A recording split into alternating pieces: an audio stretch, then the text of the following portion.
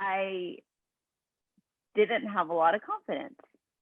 I'm going to get emotional, but, I came into it and, I told Nick, I was like, man, I feel like all these people are ahead of the game. Like I feel like I'm so far behind. He's like, what are you talking about? Like, you're doing great. Like, everybody's at different points in their life and everybody's at different points in their coaching career. Like, it's okay. Like, you are where you need to be right now. But I just had so much confidence and epiphanies while going through the immersion program. And I tried to relate it as much as I could because I was actually in the program during the stay-at-home order. So in my individualized programming that we were providing for our athletes, I was able to, help them out while being at home.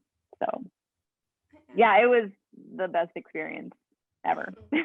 If you're looking to gain confidence in doing individualized programming, really focusing on helping athletes move better, focusing on moving pain-free, and then just helping people be out of pain, like, this is the program for you. Like, you could do it, like, just sign up yesterday.